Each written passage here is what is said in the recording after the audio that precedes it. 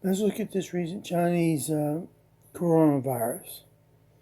We know it's a respiratory illness according to the WHO. They put out a statement yesterday concerning that.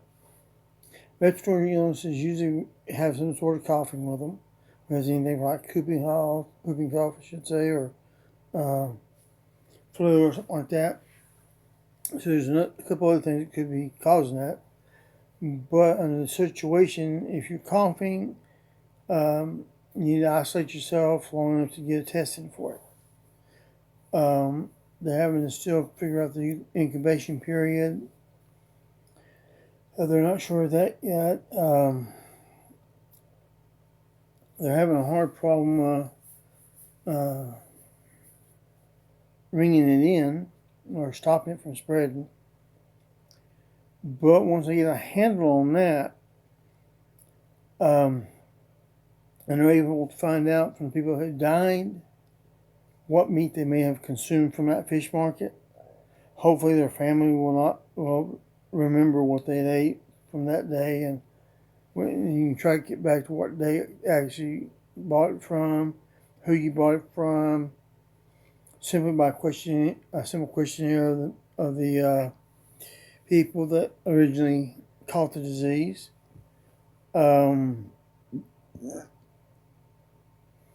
Apparently, it's human to human capable, since some of the nurses that were treating the patients came ill too. That can be a problem. That makes it a little harder to track down. In confined spaces, something like this coronavirus, if it's indeed capable of going mouth to mouth and it is respiratory involved, which it apparently is, what they call it coronavirus, that means more than likely if it's going to spread human to human, it likely will be airborne. Now, if you look at the Hive virus that causes AIDS, a 4 degree temperature change can kill the virus. So as a result of that, it can't transmit through the air to human. Knowing how much temperature gradient this disease can take can allow us to do things like cool a room or heat a room to the point where everything coming out of your mouth dies before it hits anybody else. Which that's one way of treating a mass population if you ever had to.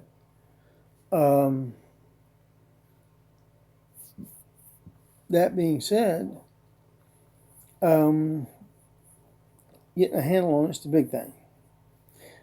Since my last communication here, it went from 200 and something to now it's over 800 have been infected. We don't know how many were exposed. And the main part about those that were exposed, if they were exposed and didn't catch the disease, then we need to do blood tests and see if there's something that kept them from catching the disease. Also, we need to look at things like what they eat, what have they been drinking, have they had other illnesses in their past? Trying to figure out a common thread of all those people that were exposed but didn't catch it.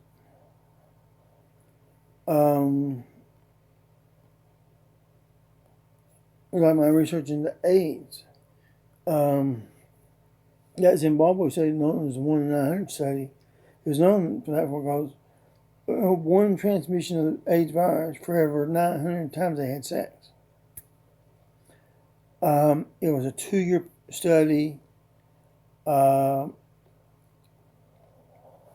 the men had the disease, the women didn't, and it took 1 in every 900 sexual acts to actually transmit the disease. That makes you wonder why that one failure in 900 and what caused it. So I went into my eventual 10S rolls and stuff that are released on Taylor Swift's video on YouTube as a comment.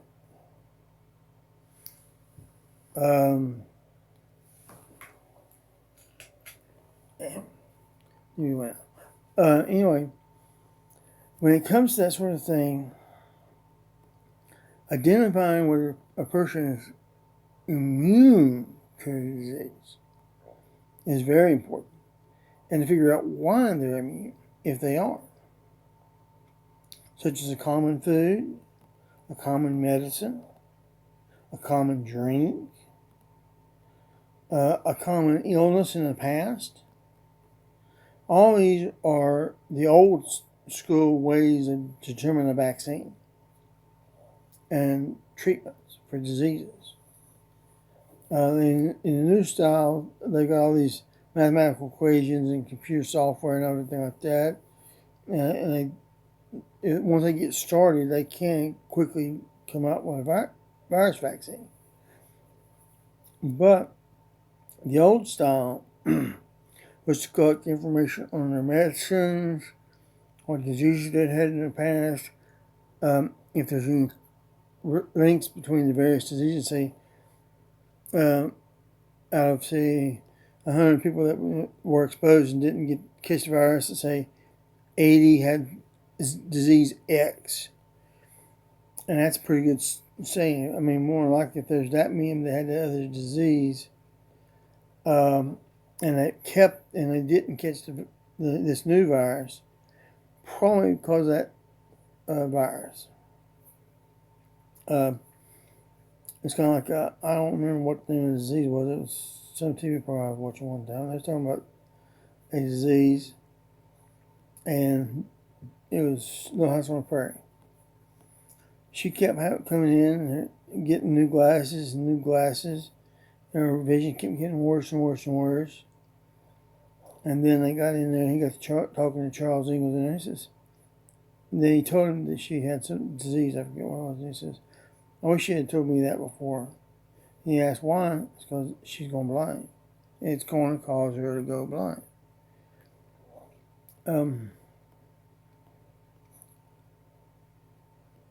He could determine that simply because of the fact he had that disease. Or I should say she had that disease. So, finding out what diseases the people that are getting ill have, and to see if there's any combination of diseases or something that could be leaving them vulnerable, that could be in a weakened state, like I said, most of them were over 42. They're catching disease according to that World Health Organization announcement. That doesn't surprise me. General rule of thumb in nature is oldest or the youngest or the sick die from, oldest, youngest, or the weak die from illness or get killed by the old cheetah chasing the antelope. But anyway, cheetah for some reason eat sick animals or old animals or very young animals that it's tracking. Yeah, that's the way they do it. Well, basically, doing all these things, get this information together, have patterns, see what patterns are most likely. Are there any of them that definitely say you will die versus some that definitely say you will live? And if we get in there and we start realizing a lot of these people have had this vaccine or that vaccine, I mean, you even go through the vaccines, see how recent they were and stuff, see if it made any difference. It's like tetanus.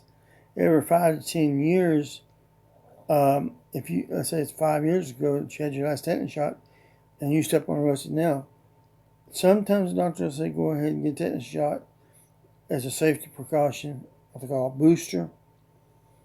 But after I think it's 10 years, it's a definite take the booster. And they're kind of pointed about that. I've had several boosters in my life because I stepped on things. And that didn't feel too hot. Well, let me just ramble on for a couple more minutes about this. But basically what I'm telling you is that information is crucial I determine if there's a potential medicine they could be using, the potential medicine that you could be using. Something as simple as like when I switch my medication. I don't know if you can tell my skull right there, but I take medications for hallucinations because of that damage. And I switched my medicine. Well, they said, well, you might feel dizzy getting up and all this other stuff. And I did. And I sat right down. One time I got up, I was dizzy, and I had a little bit of wheezy stomach, weird in my stomach. So I went in, took me 3 Tums tablets. 15 minutes later, I was neither dizzy nor did I have a problem with my stomach. So that's just a situation where you trial and error. You trying something because it's just acid, maybe it'll work on my stomach. Next thing I know, I'm not dizzy anymore either, which is very nice because now I found out all you have to do if you get dizzy when you're standing up too fast, pop you 3 quick Tums chewables, and you're probably going to be okay after that. At least that's from my experience. I don't know if anybody will ever do a study on it. Now, like I said, the whole point is to find this stuff. It ain't going to just land in your hand. You got to work for it.